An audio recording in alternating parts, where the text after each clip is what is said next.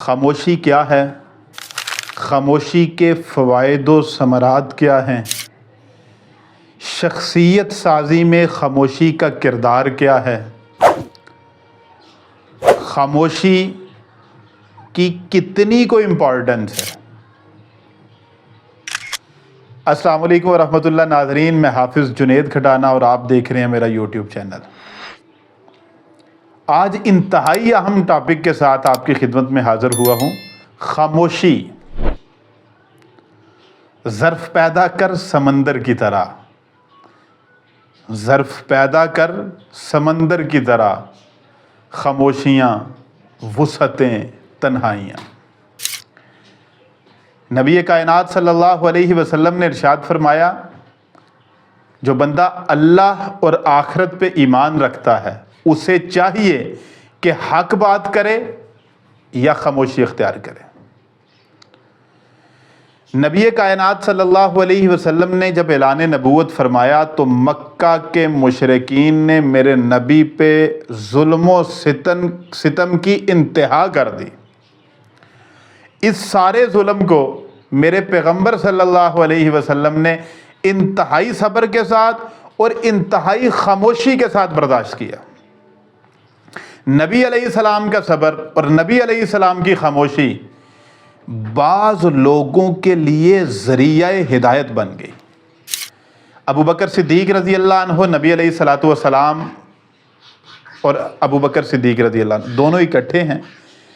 ایک بندے نے ابو بکر صدیق رضی اللہ عنہ کے سامنے ان کی ذات کے اوپر انتہائی سخت اور غلیظ قسم کے الفاظ استعمال کرنے شروع کیے۔ ابو بکر صدیق رضی اللہ عنہ خاموشی سے سنتے رہے، برداشت کرتے رہے۔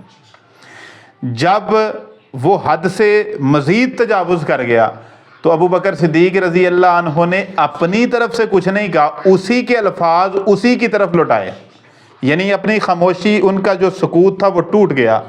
تو نبی علیہ الصلوۃ والسلام وہاں سے چل دیے۔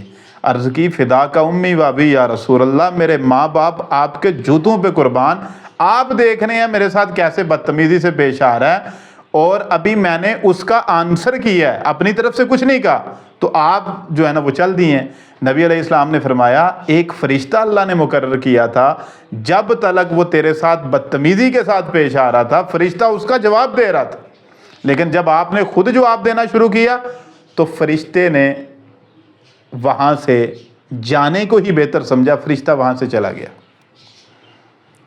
حضرت عمر فاروق رضی اللہ عنہ فرماتے ہیں، خاموشی علم و حکمت کا دروازہ ہے۔ مولا کائنات جناب سیدنا علی المرتضیٰ شیر خدا رضی اللہ عنہ فرماتے ہیں، خاموشی ایسی علم و حکمت ہے جسے بہت کم لوگ سمجھتے ہیں۔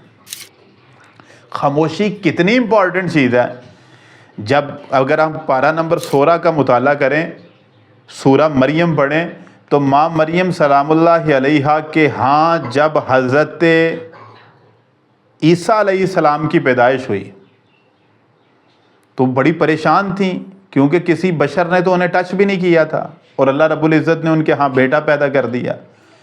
تو اب وہ بڑی پریشان ہیں، تو اللہ کی طرف سے انہیں جو پہلا آرڈر آیا تھا نا، وہ کیا تھا کہ فَكُلِي وَاشْرَبِي وَقَرِّي عَيْنَا کے بعد جو اللہ کی طرف سے انہیں آرڈر ملا وہ تھا فَإِمَّا تَرَجِنَّ مِنَ الْبَشَرِ أَحَدًا فَقُولِي إِنِّي نَذَرْتُ لِلرَّحْمَنِ صَوْمًا فَلَنْ أُكَلِّمَ الْيَوْمَ إِنسِيًّا۔ جس چیز کا انہیں آرڈر ملا وہ تھی خاموشی۔ خاموشی اتنی امپورٹنٹ چیز ہے کہ خاموشی آپ کے مسائل کا 90% مسائل کا حل خاموشی میں ہے۔ ہم چاہتے ہیں کہ ہم فوری طور پہ جواب دیں، ہم چاہتے ہیں کہ فوری طور پہ لڑنا جھگڑنا شروع کر دیں، حالانکہ اس چیز کی ضرورت نہیں۔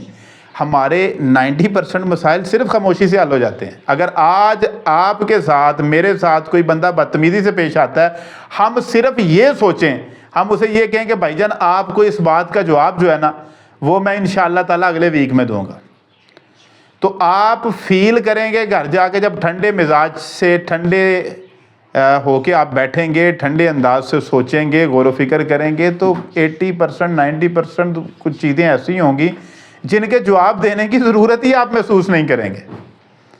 خاموشی اتنی امپورٹنٹ چیز ہے۔ خاموشی جو ہے آپ یاد رکھیں ایک مقولہ ہے، محاورہ ہے کہ خالی برتن جو ہے نا اسی کی آواز آتی ہے۔ اچھا جتنا انسان ترقی کی منازل طے کرتا چلا جاتا ہے نا اس کے الفاظ کا ذخیرہ کم ہوتا چلا جاتا ہے۔ آپ نبی علیہ السلام کی مثال لے لیں، آپ دیکھیں نا قرآن پاک میں اللہ پاک فرما رہے ہیں کیا فرما رہے ہیں؟ وَمَا يَنطِقُ عَنِ الْهَوَىٰ إِنْ هُوَ إِلَّا وَحْيٌ يُوحَىٰ، میرا نبی تو بولتا ہی میرے حکم کے ساتھ ہے۔ جو رحمت مجسم ہے، ساری کائنات کے امام ہیں، وہ صرف اور صرف اللہ کے حکم سے بول رہے ہیں یا اس وقت بول رہے ہیں جب ان سے کوئی کویسچن کیا جا رہا۔ اور ہم یہ چاہ رہے ہوتے ہیں کہ ماموں سے کوئی کویسچن پوچھے تو اس کا آنسر بھی میں کروں۔ اگر چچا سے کسی نے کوئی بات پوچھی ہے تو چچا کے بولنے سے پہلے ہم چاہتے ہیں کہ ہم اپنے جو علم و حکمت کے جو موتی ہیں نا وہ ہم بکھیریں، چچا رہ جائیں۔ ہم ہر معاملے کو اپنی طرف کھینچنے کی کوشش کرتے ہیں، ایسا نہیں ہونا چاہیے۔ علم و حکمت، دانائی، یہ اسی بندے کے پاس ہے جو خاموش ہے۔ امام صاحب سے کسی نے پوچھا آپ بڑی کم گفتگو کرتے ہیں، آپ بہت کم گفتگو کرتے ہیں۔ فرمایا اللہ نے مجھے زبان ایک دی ہے، کان دو دیے ہیں، لہٰذا مجھ پہ حق ہے کہ میں لوگوں کی زیادہ سنوں، اپنی کم سناؤں۔ کتنی امپورٹنٹ چیز ہے۔ کلام کی جو کثرت ہے نا یہ اچھی بات نہیں ہے، کلام کی کثرت اچھی بات نہیں۔ اچھا خود سے بات کرنے کا شوق ہونا کہ میں بات کروں، یہ کوئی اچھی صفت نہیں ہے۔ چرب زبانی سے بچنا چاہیے۔ نبی علیہ السلام کے پاس ایک بندہ آیا، وہ فیصلہ کروانے کے لیے، اور نبی علیہ السلام منصف تھے اور آپ صلی اللہ علیہ وآلہ وسلم نے فیصلہ کرنا تھا۔ اس نے بڑے دلائل کے انبار لگا دیے، اس کو ادھر رکھا، اس کو ادھر ایڈجسٹ کیا، اور نبی علیہ السلام نے فرمایا چرب زبانی سے تم فیصلہ مجھ سے یہاں تو کروا سکتے ہو لیکن آخرت میں تمہیں اس کا حساب دینا پڑے گا۔ چرب زبانی سے ہمیں بچنا چاہیے۔ ایک حدیث پاک کا مفہوم ہے جو خاموش رہا وہ نجات پا گیا۔ خاموشی عین عبادت ہے، جس طرح آپ نے پڑھا ہوگا نا حصول رزق حلال عین عبادت ہے، اسی طرح ہے خاموشی عین عبادت ہے۔ جو بندہ خاموشی اختیار کرتا ہے اس کو کچھ فوائد ملتے ہیں، کچھ ثمرات ملتے ہیں۔ وہ بندہ غور و فکر بڑا آسان انداز سے کر سکتا ہے، وہ بندہ اپنے دل کی صفائی اس کی بڑی آسان انداز سے ہو سکتی ہے، اس بندے میں تقویٰ پیدا ہو سکتا ہے۔ جو بندہ خاموشی اختیار کرتا ہے اس کو کچھ فوائد ملتے ہیں، کچھ ثمرات ملتے ہیں، وہ بندہ غور و فکر بڑا آسان انداز سے کر سکتا ہے، وہ بندہ اپنے دل کی صفائی اس کی بڑی آسان انداز سے ہو سکتی ہے، اس بندے میں تقویٰ پیدا ہو سکتا ہے، وہ بندہ اپنی عبادت کو مزید بڑھا سکتا ہے۔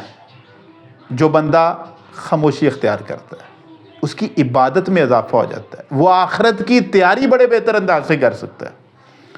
سوسائٹی اسے چرب زبان کے نام سے نہیں جانتی، سوسائٹی میں اس کی عزت کی جاتی ہے، ایسے بندے کی اللہ اسے عزتوں سے نوازتا ہے۔